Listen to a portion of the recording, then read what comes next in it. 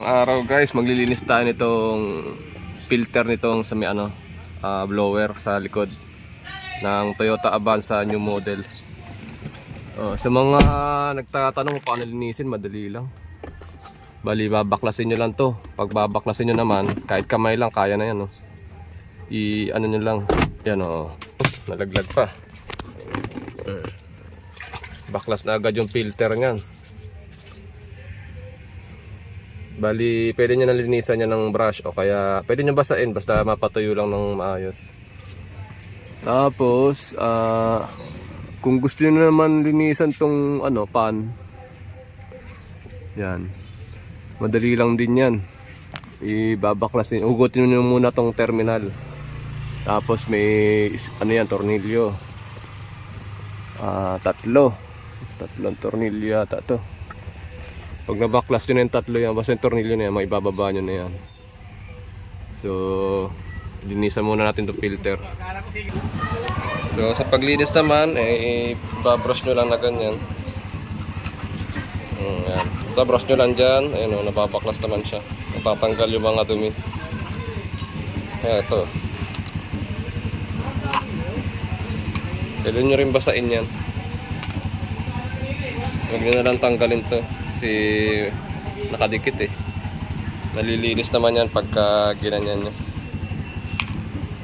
So after natin nalinis yung filter, ito naman ang linisan natin tong blower. Ito, tatlong tornilyo.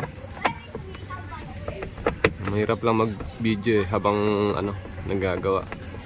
Bali, cut muna natin. Pause. Ngayon naman babaklasin natin tong pan nya. Ito, una natin babaklasin yung kanyang nut dito. Size 8 yung kanyang yabe at wrench. Yan. Pag nabaklas na yan, madali na makukuha to. Tapos tong washer, huwag nyo kakalimutan ilagay dito. Kasi may washer para di sumayad yung pan sa loob. Baka makalimutan nyo ilagay. Yan, baklas na. Pwede nyo lang linisan to. Medyo malinis pa to. Nalinis ko to nung nakaraan pero lilinisan natin ulit dahil nabaklas na.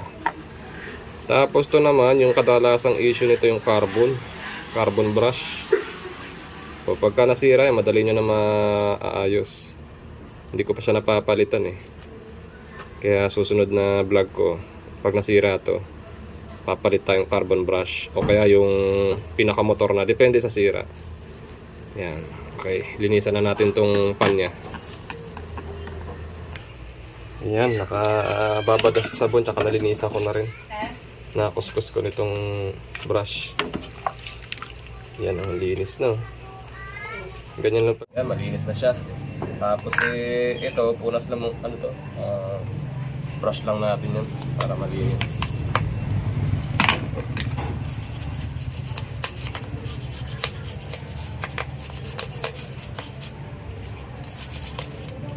Tapos kung maririnig nyo, medyo may sabit na.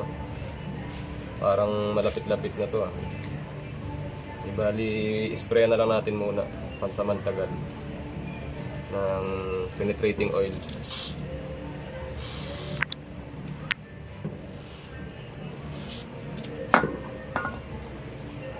Medyo nasabit siya. Tapos ikakabit na natin. Unahin natin itong washer. Sabay itong pan.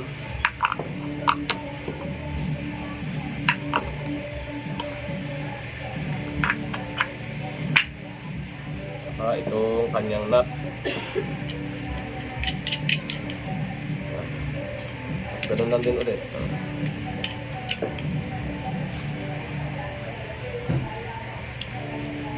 Okay. Pack na natin. Ganun na ito muna terminal, socket. Tapos to padadaanin sa gilid yung wire. Tapos